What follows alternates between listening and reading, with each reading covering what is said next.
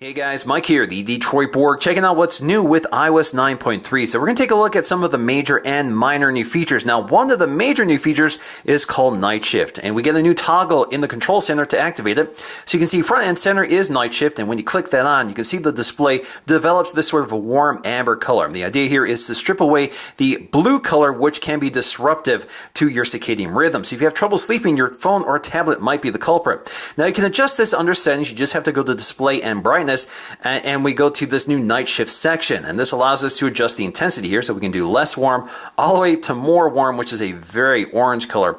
And you do get a warning here that tells us that some features may be disruptive by this feature.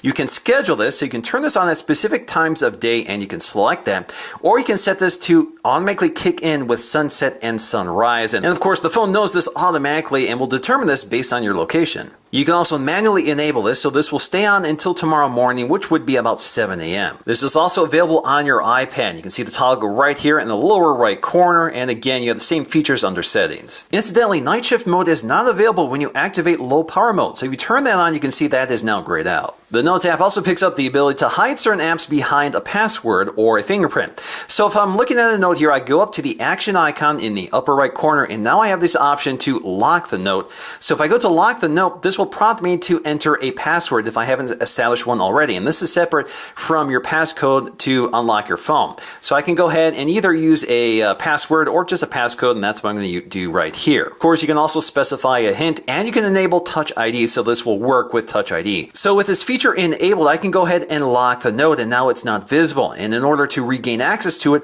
I will have to enter in my passcode or use my fingerprint. Now, if I want to get rid of this, just go up to the action icon again and remove the lock.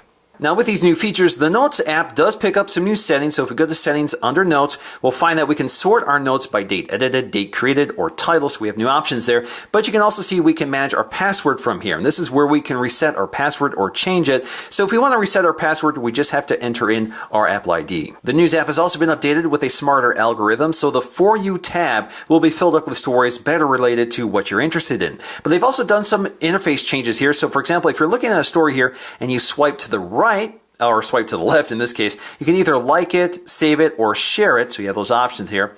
Swipe to the right and you get to dislike, mute the channel, or report it. Now these actions change their appearance depending on the content you're swiping on here. So you can see with a larger photograph filling up the space, those icons shrink down. Now this interface is a little different on the iPad here. So instead of swiping, you just tap and hold to get to those same features. 3D Touch has been expanded in a number of ways with iOS 9.3, especially with quick actions. So certain apps have picked up quick actions like the weather app. So if we tap and hold, we can quickly jump to our current weather conditions or one of our favorite locations or add new ones right from here. So again, quick actions takes us right to that action instead of having to dig through the app to do so. Under stocks, tap and hold will bring up search. With the health app, we get to show medical ID or show your dashboard. Even the compass app picks up some 3D touch features like start compass or start the level. More useful are quick actions for settings. So we have battery, Wi-Fi, and Bluetooth. So if we want to quickly enable low power mode, that's one way of getting to it without having to dig through the settings. Also, if you want to quickly pair a new Bluetooth device, again, same action here, takes us right to the Bluetooth control panel. The iTunes Store and the App Store also pick up a few new quick actions like purchased and view downloads for the iTunes Store and purchased and update all for the App Store. These apps also pick up 3D touch features like peek and pop. So for example, if you're within the music store here, you can peek at an item here. Again, just peek at it and force touch it to pop it out to fill the screen, and you can go back. Again, it works very well, and it's nice to have this feature here. This also works within the App Store. So if we go to the App Store here, just peek at an item, release it, peek at an item, and press harder to open it all the way. The Wallet app has also been updated, so cards within the Wallet app will have these little icons in the lower left corner for the corresponding app. So if you want to quickly launch into it, you just have to tap that and it takes you right to that app. The Health app also picks up a new widget available from your health data, and this is called Activity. This is very similar to the interface on the Apple Watch. So you can see day, week, month, and year. This also transfers your goals from your Apple Watch to this device, so it's all in one location. The Health app is also integrating the App Store. So for example, if you want to your sleep analysis, there are apps that can track that, and you can see them suggested right within the Health app. One of the great things about the iPhone 6s and 6s Plus is live photo, but if you want to share that image, iOS hasn't made it easy to strip away the live photo feature. So if you don't want to share that, it's been kind of difficult to manage, but now iOS 9.3 makes that easier.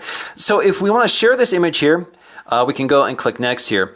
This gives us the option to duplicate. So this will duplicate the photo, and we have the option here to either duplicate the photo as is or duplicate as a still photo. So this gives me a duplicate I can edit, and it doesn't have the live photo feature built in. iBooks has also been updated with the ability to sync PDFs via iCloud. So if I save a PDF on this device, I can access it via iCloud and iBooks on another device. So right now I can see my PDFs right here, and if I go to my iPad, they're all synced together. A really welcome new change with iOS 9.3 is the ability to add more than one Apple Watch. So previously you can only pair one at a time, and so now I can add as many Apple Watches as I want, but they do have to be updated to watch OS 2.2, which I haven't done yet. Verizon, among other carriers, has finally added Wi-Fi calling. So with iOS 9.3, that feature will be kicked in. You just have to go to Phone, Wi-Fi calling, and enable that here. T-Mobile is capable of it right now, but I don't have an active T-Mobile SIM to show you. Also new under Settings and under Privacy is a new Media Library section. So this will show us apps that currently have access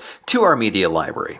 Siri also picks up some new languages, which includes Finnish, Hebrew, and Malay. CarPlay has also been enhanced with iOS 9.3, which now displays new and For You items from Apple Music, so this stays synced with your Apple Music library. Maps has also been updated with a Nearby feature, which allows you to see gas stations, parking, restaurants, coffee, and more with a tap. So this allows you to see nearby locations that you may want to see quickly. iOS 9.3 also introduces a new education platform for the iPad in the classroom. So there's a lot of tools going on here, which I can't demonstrate, but this allows for multiple users. So for example, if you have a classroom full of students, you don't need an iPad for every student. They can grab any iPad and log in with their account, and that iPad is theirs while they're logged in. This allows teachers to manage the accounts there as well, so they can push lesson plans and assignments to those students. This will also allow teachers to control all iPads in the classroom, so if they're sharing a lesson plan, they'll see the same thing on each device. Alright guys, so that is going to do for me in this quick overview of what's new with iOS 9.3. I hope you guys enjoyed this video. If you did, please give it a thumbs up to let me know,